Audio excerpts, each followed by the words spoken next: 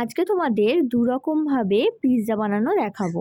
প্রথমটাই হচ্ছে নর্মাল যে ব্রেড আছে স্লাইস করা তার উপর পিৎজা, আর একটা হচ্ছে পিৎজা বেস যেটা কিনতে পাওয়া যায় তার উপর পিৎজা।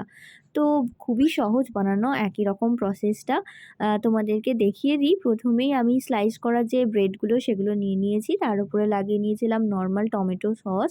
তোমরা চাইলে পিৎজা সস কিনেও দিতে পারো। তারপর দিয়ে দিলাম মেয়োনিজ, তারপর দিয়ে দিলাম ছোটো ছোটো টুকরো করে কেটে রেখেছিলাম আগে থেকে টমেটো, পেঁয়াজ কুচি আর ক্যাপসিকাম কুচি, সব দিয়ে দিলাম একদম বেশি বেশি করে ভরে ভরে। তারপর আমি চিকেনটা দিলাম। চিকেনটা কি করে রেডি করেছি সেটা তোমাদের একটু পরে দেখাচ্ছি।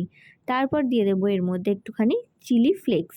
আর চিলি ফ্লেক্সটা কী করে বানালাম চলো দেখে নিই আগে।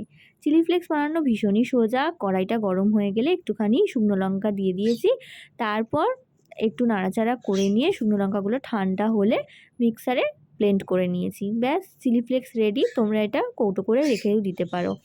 তো এরপর দেখাচ্ছি চিকেনটা কী করে রেডি করলাম। চিকেনের পিসগুলো ছোটো ছোটো কিমা করে কেটে নিয়েছিলাম, তারপর ধুয়ে নিয়ে তার মধ্যে দিয়ে দিলাম পরিমাণ মতো নুন, কাশ্মীরি লঙ্কা গুঁড়ো আর হলুদ গুঁড়ো, আর দিয়ে দিলাম গোলমরিচ গুঁড়ো। তারপর একটুখানি হাত দিয়ে মেখে নিলাম। লাস্টে দিয়ে দিলাম রসুন কুচি। রসুন কুচিটা দিয়ে আবারও ভালো করে মাখিয়ে নিলাম। তারপর ওদিকে কড়াই বসিয়ে দিয়েছিলাম, আর কড়াইয়ের মধ্যে দিয়ে দিলাম একটুখানি অল্প করে সাদা তেল। সাদা তেলটা গরম হয়ে গেলে আমি চিকেনের কিমাগুলো দিয়ে দিলাম। তারপর একটুখানি নাড়াচাড়া করে দিয়ে দিলাম একটুখানি গরম মশলা গুঁড়ো আর আরেকটুখানি কাশ্মীরি লঙ্কা গুঁড়ো। একটু লাল লাল হলে ভালো লাগবে দেখতে। সেই ভিডিও ক্লিপটা কিন্তু আমি তুলতে ভুলে গেছি, যেখানে গরম মশলা আর কাশ্মীরি লঙ্কাটা অ্যাড করলাম। তো সেই জন্য তোমাদের দেখাতে পারলাম না, মুখেই বলে দিলাম। তারপর 5 থেকে 7 মিনিট মতন ঢাকা দিয়ে রাখার পরই দেখলাম চিকেনটা সিদ্ধ হয়ে গেছে। ব্যাস, নামিয়ে নিলাম। তো লাস্টে কিন্তু আমি এখানে দিয়ে দিলাম একটুখানি আমুলের চিজ গ্রেট করে।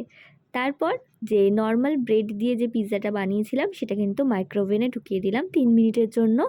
এবার তোমাদের দেখাবো পিৎজা বেস দিয়ে পিৎজা বানানো।